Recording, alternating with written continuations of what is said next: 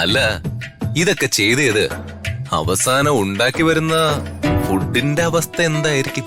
അതെന്താ രാജു അങ്ങനെ ചോദിച്ചേ? ഞാൻ കഴിച്ചിട്ടുണ്ടല്ലോ മാഡം ഉണ്ടാക്കിയ ഫുഡ്. ആ ഒരു എക്സ്പീരിയൻസിൽ ചോദിച്ചു പോയതാ. അതെ, എന്നെ ഇപ്പൊ ട്രെയിൻ ചെയ്യിക്കുന്നതേ വേറെ ആരുമല്ല, രാധമ്മയാ. മനസ്സിലായോ?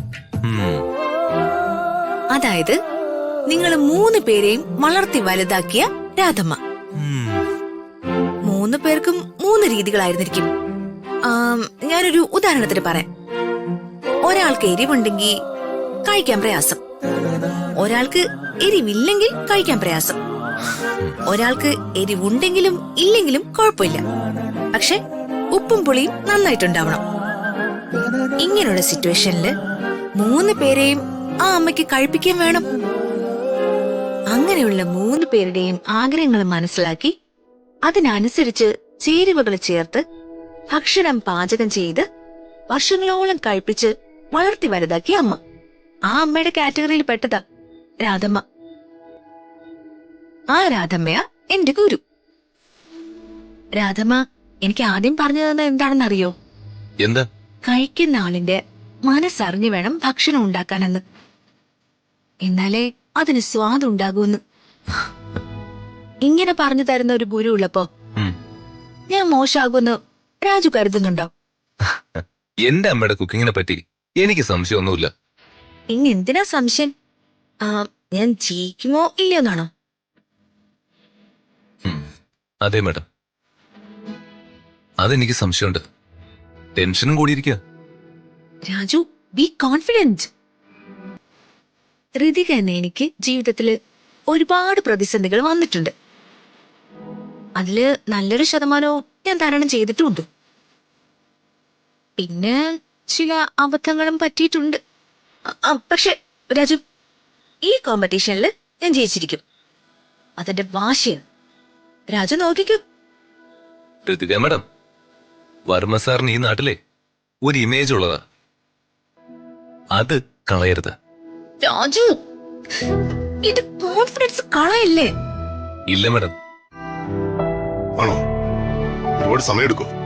ഇല്ല പ്രതാപേട്ട, അവരിപ്പൊ ഇങ്ങെത്തും. ഇതെന്താ ഈ കോമ്പറ്റീഷന്റെ ആദ്യ റൗണ്ട് എന്ന് പറയുമ്പോ എങ്ങനെ ഇതിന്റെ രീതി? ചേട്ടാ, അത് കോമ്പറ്റീഷന്റെ നോട്ടീസ് കണ്ട് അപ്ലൈ ചെയ്യുന്ന എല്ലാവരെയും വിളിച്ചു വരുത്തി നടത്തുന്ന ഫസ്റ്റ് റൗണ്ട് സെലക്ഷൻ ആണ് ഇന്ന് അവിടെ നടക്കാൻ പോകുന്നത്. 100 പേരിലധികം പങ്കെടുക്കാൻ വന്നിട്ടുണ്ടെന്നാ ഋതുമോള് വിളിച്ചപ്പോ പറഞ്ഞത്. ഓ, ഈ 100 പേരിൽ നിന്നും ഫൈനൽ റൗണ്ടിൽ എത്തുന്ന യോഗ്യരായ 3 പേരെ ജഡ്ജസ് തെരഞ്ഞെടുക്കും. അവര് തമ്മിലാ ഫൈനൽ മത്സരം നടക്കാൻ പോകുന്നത്. ഓ, അപ്പോ ഇന്ന് നടന്ന മത്സരത്തിന്റെ റിസൾട്ടിനെ ആശ്രയിച്ചിരിക്കും ബാക്കിയുള്ള കാര്യങ്ങൾ അല്ലേ? അതെ. യാമിനിക്ക് എന്ത് തോന്നുന്നു? ഋതിക അവസാന റൗണ്ടിലേക്ക് സെലക്ട് ആവുമോ? ഋതുമോള് നന്നായിട്ട് പ്രിപ്പയർ ചെയ്തിട്ടുണ്ട്. രാധമ്മ ഒരുപാട് വിഭവങ്ങൾ ഉണ്ടാക്കാനും പഠിപ്പിച്ചിട്ടുണ്ട്. ഞങ്ങൾ എല്ലാവരും പ്രാർത്ഥിച്ചിട്ടുണ്ട്. ഋതുമോള് സെലക്ട് ആവുന്ന എന്റെ മനസ്സ് പറയുന്നത്. രാധമ്മയുടെ ശിക്ഷണവും നിങ്ങളെല്ലാവരുടെയും പ്രാർത്ഥനകളല്ലേ? ശുഭവാർത്തയായിട്ട് അവര് വരാൻ പോകുന്ന എനിക്കും തോന്നുന്നത്.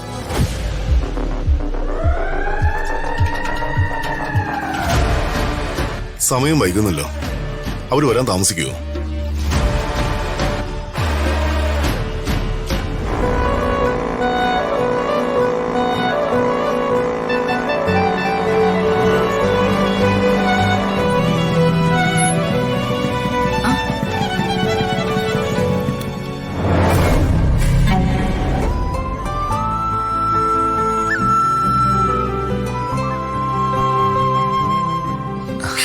മോളെ ചെറിമേ.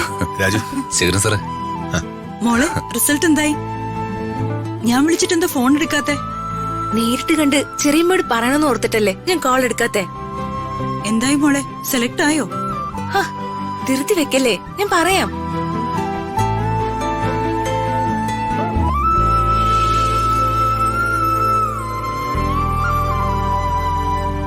യാമിനി, ഞാനട്ടെ, സമയമായി.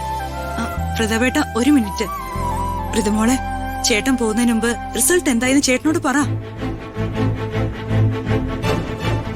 ചെറിയമ്മ, അത് എന്നോടല്ല, അച്ഛനോട് പറയേ. മോളുടെ റിസൾട്ട് എന്തായെന്ന് അറിയാനാ അച്ഛൻ ഇത്രയും നേരം വെയിറ്റ് ചെയ്ത്. ആണോ? അതേന്നെ, പറയും മോളെ.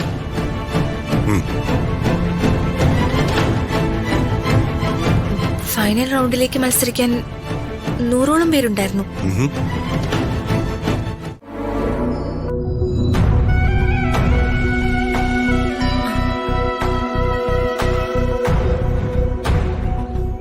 എന്താ മാഡം, എന്തിനെന്നെ വിളിച്ച?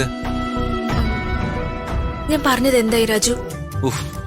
എന്റെ പൊന്നോ, വർമ്മ സാറിനോട് ഞാൻ ഒന്നും സംസാരിച്ചില്ല. അതെന്താ? സംസാരിക്കാൻ സമ്മതിച്ചിട്ടല്ലേ ഇവിടുന്ന് പോയത്? ഞാൻ സമ്മതിച്ചെന്നോ? അതോ ഋതിക മാഡം എന്നെ കൊണ്ട് നിർബന്ധിച്ചപ്പോ ഞാൻ ഇവിടുന്ന് സഹിയായിട്ട് പോയതാണോ? പറ്റില്ല, പറ്റില്ല. എങ്ങനെയാണെങ്കിലും രാജു എന്നോട് അച്ഛന്റെ അനുഗ്രഹം വാങ്ങിച്ചു തരാന്ന് വാക്ക് പറഞ്ഞതാ. ഇനി വാക്ക് മാറാൻ പറ്റില്ല, പറഞ്ഞേക്കാം. ചൂടാവല്ലേ മാഡം, ഞാൻ യാമിനി മാഡത്തിനോട് പറഞ്ഞിട്ടുണ്ട്. മാഡം വർമ്മ സാറിനോട് സംസാരിക്കും. കുക്കിംഗ് കോമ്പറ്റീഷനിൽ ജയിക്കാൻ വർമ്മ സാറ് ഋതിക മാഡത്തെ അനുഗ്രഹിക്കുകയും ചെയ്യും. രാജു, ഞാൻ രാജുവിനെ പറഞ്ഞേൽപ്പിച്ച കാര്യം ചെറിയമ്മ ഏൽപ്പിച്ചോ? ചെറിയമ്മ അച്ഛനോട് സംസാരിക്കൊന്നും ഇല്ല.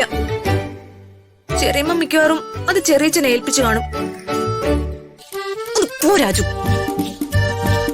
അച്ഛന്റെ അനുഗ്രഹം കൂടി ഉണ്ടായിരുന്നെങ്കിൽ എനിക്ക് ഉറപ്പായും കോമ്പറ്റീഷന് ഫസ്റ്റ് പ്രൈസ് വിൻ ചെയ്യായിരുന്നു. കോൺഫിഡൻസ് ഒക്കെ പോയി. മാഡം,